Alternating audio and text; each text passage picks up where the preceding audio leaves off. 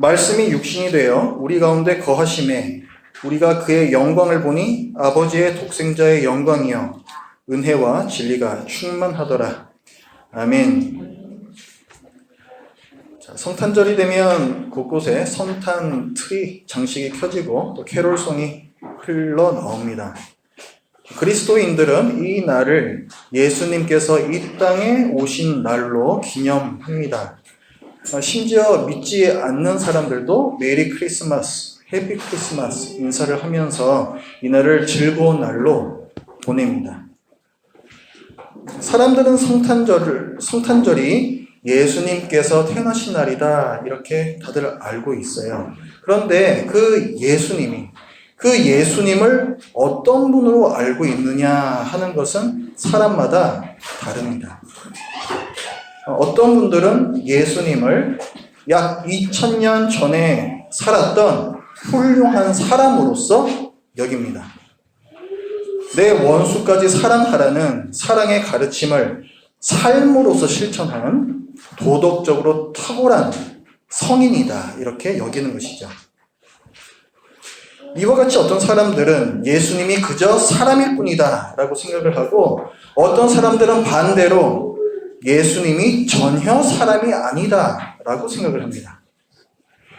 2000년 전에 이 땅에 계시던 예수님은 육체가 없으신 영이었다는 것이죠.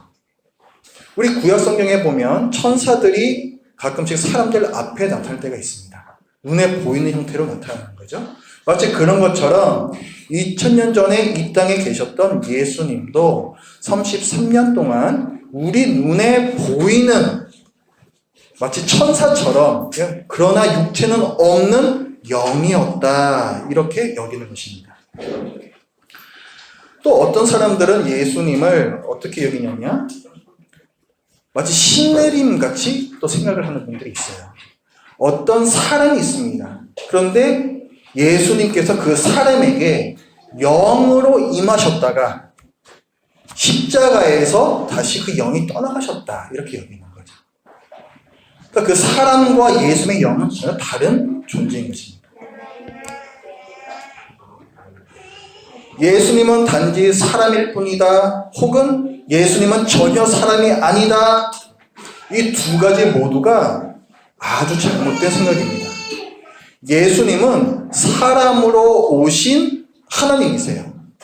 오늘 본문을 보면 1장 1절을 먼저 보시겠습니다. 1장 1절 태초에 말씀이 계시니라.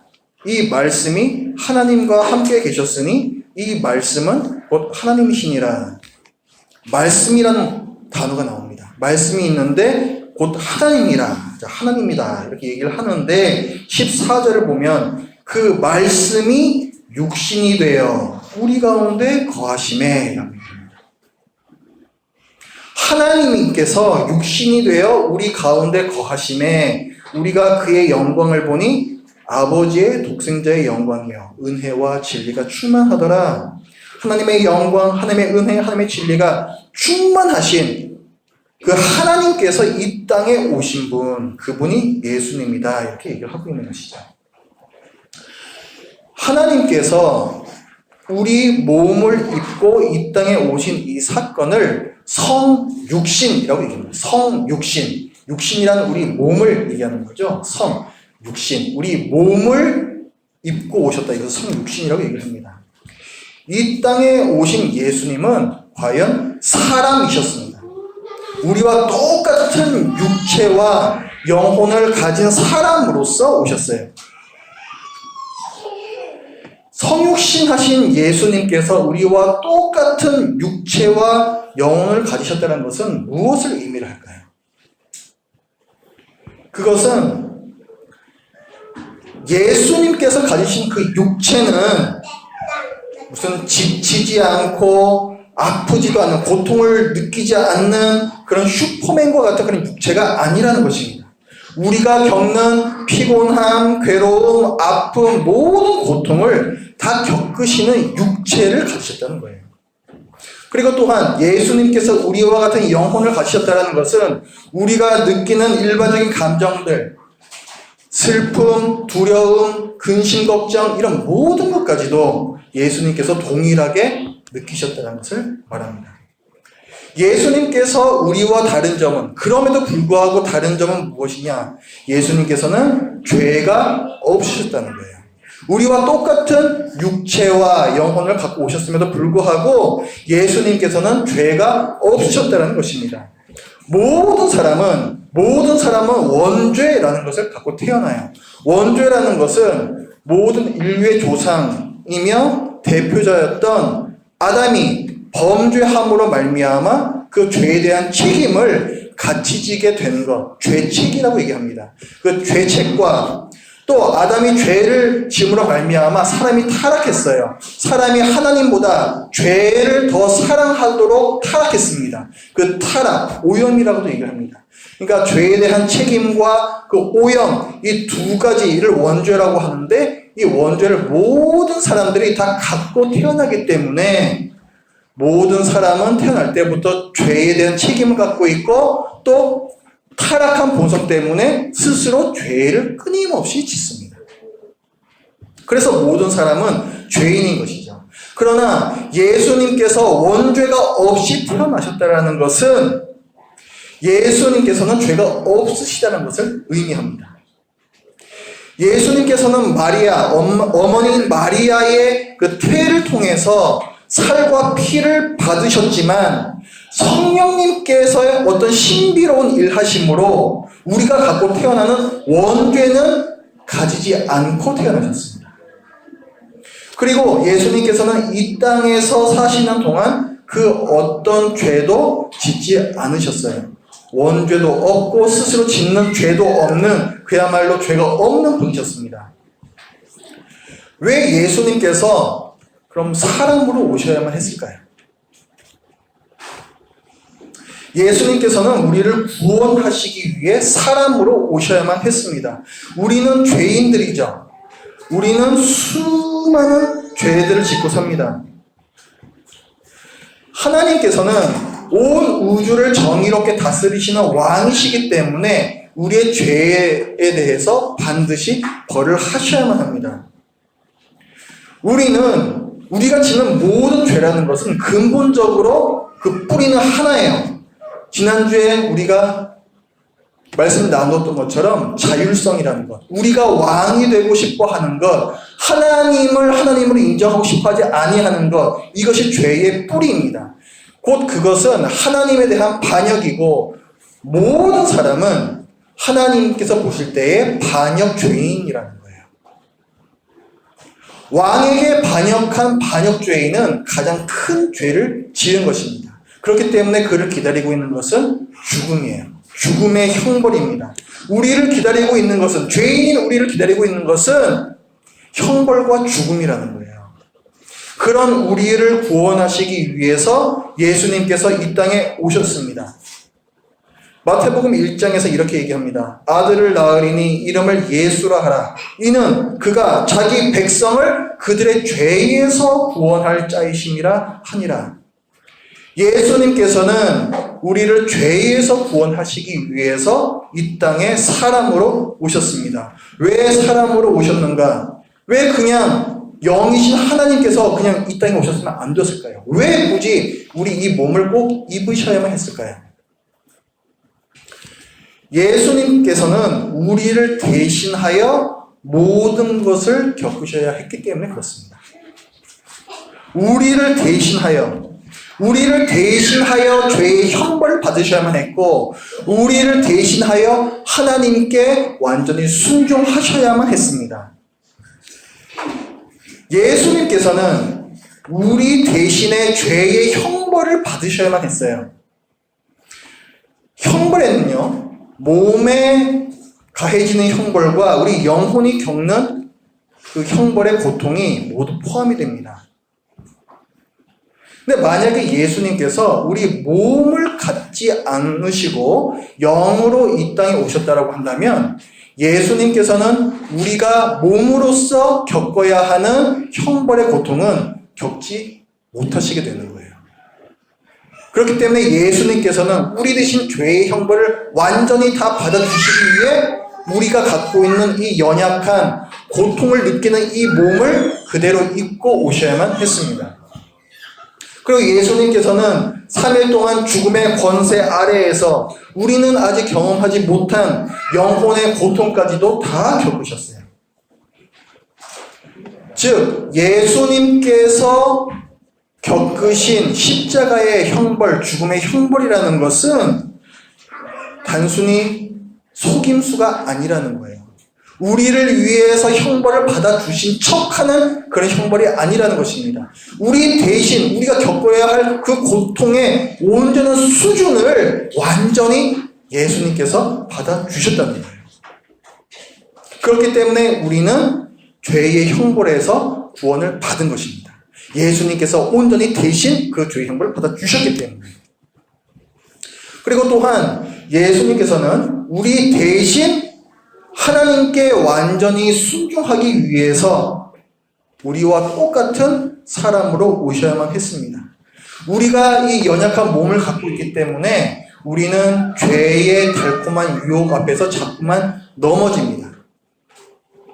그럼에도 불구하고 하나님께 완전히 순종하기 위해서 예수님께서는 우리와 동등한 조건에서 순종을 하셔야 하는 거예요.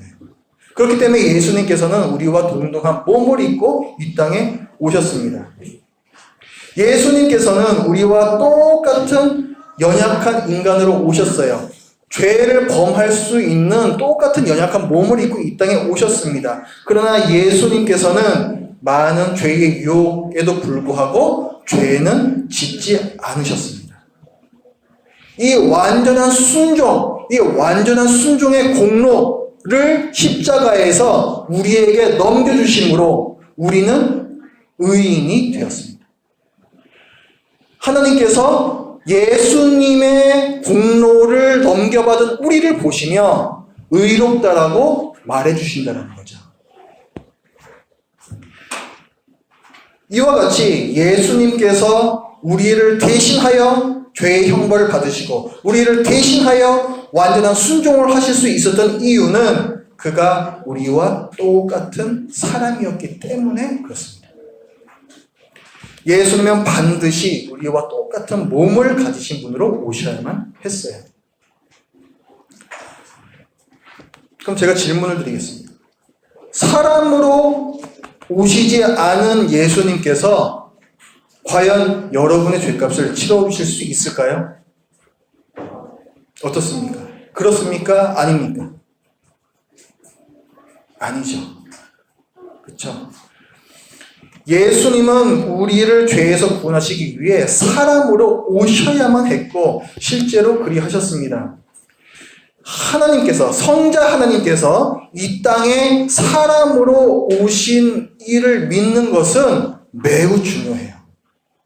우리가 요한복음 말씀을 보고 있는데 이 사도 요한은 다른 곳에서 요한 1서라는 책에서 이렇게 얘기를 합니다.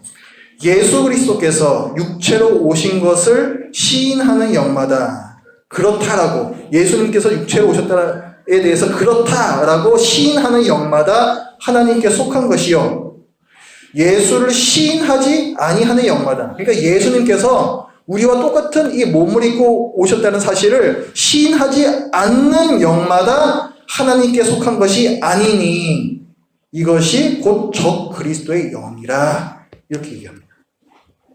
그러니까 예수님의 성육신을 믿지 않는 사람은 여전히 마귀의 말에 속고 있는 사람이고 여전히 죄의 문제를 해결받지 못한 하나님의 원수라는 거예요. 성육신 하신 예수님을, 그냥 예수님이 아니라 성육신 하신 예수님을 믿는 사람이 죄사함 받고 하나님의 자녀가 된다라고 사도 요한은 얘기를 하는 것입니다. 예수님이 사람으로 오신 하나님이심을 믿으시기 바랍니다. 자, 우리는 성탄절에 어떻게 예배해야 될까요? 우리는 성육신의 의미를 바로 알고 또 성육신의 사건을 믿음으로 고백하면서 예배해야 됩니다. 사실 성탄절은 예수님께서 성육신하신, 그러니까 아기로 태어나신 정확한 날은 아닙니다. 사실 언제인지 몰라요. 그 날짜가 언제인지 사실 정확하게 모릅니다. 그러나 그럼에도 불구하고 우리는 예수님께서 분명히 성육신하셨다라는 사실을 믿고 고백하며 성탄절에 예배합니다. 세상뿐만 아니라 자칭 그리스도인이라 하는 어떤 사람들도 예수님의 성육신을 믿지 않고 단지 사랑을 전파했던 훌륭한 성인으로서 여기는 이 세상에서 우리는 하나님께서 사람으로 오신 성육신의 이 사건이 약 2000년 전에 역사 중에 실제로 일어난 분명한 사실이라는 그 신앙을 고백하면서 이 예배를 드려야 하겠습니다. 크리스마스에 사람들이 가장 많이 하는 인사들, 우리도 많이 하는 인사가 메리 크리스마스죠. 제가 여러분들께 여쭤보겠습니다. 왜 메리 크리스마스? 왜 즐겁고 기쁜 성탄절입니까?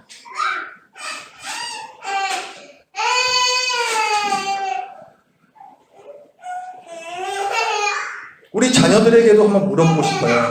왜 메리 크리스마스, 메리 크리스마스 이렇게 인사를 합니다. 저는 혹시라도 이 크리스마스라는 날이 단순히 우리가 어떤 선물을 받는 날, 혹은 그냥 쉬는 날, 그냥 연말이 돼서 즐거운 날, 이런 날로서, 하나의 휴일로서 메리 크리스마스가 되지 않았으면 좋겠습니다. 우리를 구원하시기 위해 주님께서, 하나님께서 사람으로 오셨기 때문에 메리 크리스마스, 즐겁고 기쁜 성탄절인 것입니다. 구원받을 수 없는 우리를 구원하시기 위해 하나님께서 이 땅에 오신 날이기 때문에 우리에게 그것이 기쁘고 즐거운 날인 것입니다. 우리 교회에서는 성탄절에 우리 자녀들에게 선물을 주지 않고 매해 마지막 주일에 자녀들을 격려하면서 선물을 주고 있습니다. 이것은 우리를 구원하시기 위해 예수님께서 몸을 입고 이 땅에 오신 기쁜 날, 그 성탄절이 행여라도 선물 받아서 기쁜 날로 우리 자녀들에게 잘못 오해가 될까봐, 그 의미가 희석이 될까봐 일부러 그렇게 하고 있습니다. 성경을 보면요, 예수님께서 태어나셨을 때 여기저기에서 찾아온 사람들이 예수님께 선물을 드렸지 결코 그날이 선물을 받는 날은 아니었어요. 저는 우리 자녀들도 마찬가지고 여기 있는 우리 모두가 그런 의미를 잘 생각했으면 좋겠습니다. 왜 크리스마스는 메리 크리스마스인가? 자녀들이나 부모님들이나 이 교회는 왜 자녀들에게 성탄절 선물을 주지 않을까? 이렇게 생각하지 마시고 예수님이라는 큰 선물을 우리에게 주신 것을 기뻐하고 감사하는 날이 되기를 바랍니다. 제가 예배 드릴 때 가장 싫어하는 게 하나가 있는데요. 그게 옆 사람하고 인사시키는 거예요. 오늘은 제가 옆 사람과 한번 인사를 좀 나눠 주시기를 좀 부탁을 드리겠습니다. 여러분 옆 사람과 인사하실 때 메리 크리스마스라고 인사를 하시는데 그 메리 크리스마스의 의미를 기억하시면서 그리고 성육신하신 하나님, 사람으로 오신 하나님을 우리가 믿음으로 고백하면서 옆 사람과 한번 인사를 했으면 좋겠습니다. 메리 크리스마스 함께 인사하겠습니다. 메리 크리스마스.